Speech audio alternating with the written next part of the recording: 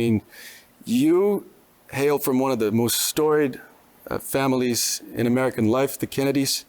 You're definitely the most relevant Kennedy in present day. You're the nephew to the 35th President John F. Kennedy, the son to Robert Kennedy. President Kennedy used to have a great relationship based on mutual respect, not on charity and aid and submission, with President Kubitschek, who was responsible in the 1960s of building Brasilia, our current capital city. They were great partners back then. They actually started the Alliance for Progress in building economic development projects in Latin America.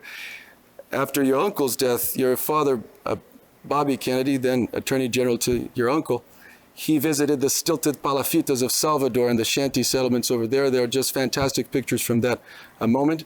And the law school I attended, which is the Pontifical Catholic University of Rio de Janeiro, has a huge statuesque bronze bust of your uncle right in the center of our campus. So there's a long storied and just very considerable connection between your family and our country.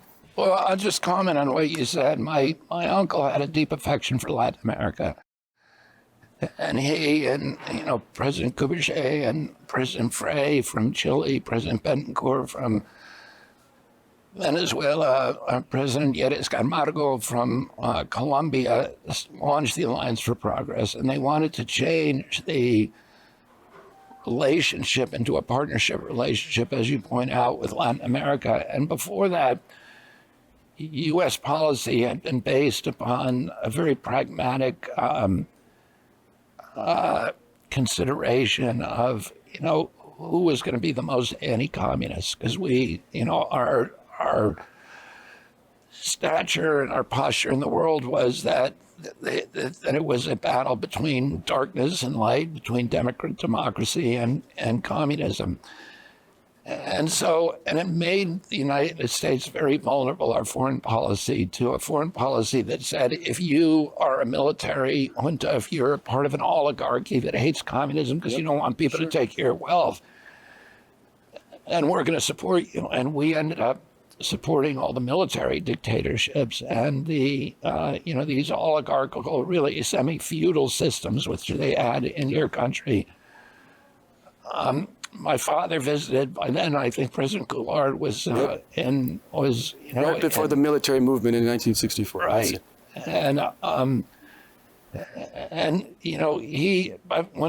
when my uncle died, President Johnson switched back to that old foreign policy. Yep. And he brought a guy in called Thomas Mann, who had relationships with the intelligence community and with the oil interests and mining interests to run the Alliance for Progress. And my father was very upset about that, and he made that visit in 64, 65 to Brazil, to Peru, to Chile, to the other Latin American countries, and he said to them, you are in charge of your own future. If you don't like Anaconda Wire and Cable running your country, or AT&T, you should have a revolution against them. And that shocked everybody, but it was something that he believed in, and that he believed that these nations should have sovereignty and that they should dictate their own future, and that would make a much stronger partnership with the United States. Mr. Secretary, if we might delve a little bit into the personal side and political side of things, how about we just go for a brief stroll down recent memory lane back to August 23rd, 2024, in Glendale, Arizona, when you endorsed President Trump, and that took many by surprise for sure. Could you walk us through behind the scenes of that day, and what did you actually consider, electorally speaking, the calculus that you made, and particularly, and I got to hand it to you, how the class act that you were from that point on, and even before that, but to this day, even against the backlash coming from many of your siblings and relatives? I mean, I did something that was unpopular with a lot of people who were lifelong friends and family, but it was something that I thought was best for our country. And, I had started out in the Democratic Party, and the Democratic Party basically changed the rules to make it so that there's no way that I could win. And I'll give you an example. They passed a rule because I had been campaigning in New Hampshire, which is the first state to have a primary. As the Democratic Party passed a rule that said that anybody who sets foot into New Hampshire cannot get any delegates from New Hampshire. And they were doing that all along. They made it literally impossible. I could have won 80% of the vote and I would have still lost the convention.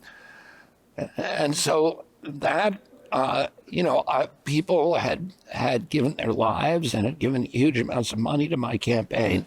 And you almost made to that first debate. You almost hit the 15% mark, although the media pool, they clearly subverted the criteria in order to avoid your presence there. That would have been a first since 1996, right, with Ross Perot's second and final candidacy as an independent candidate, right?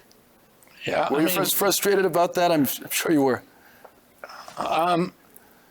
I was, what I was doing was making decisions based upon the world that was given to me. Yep.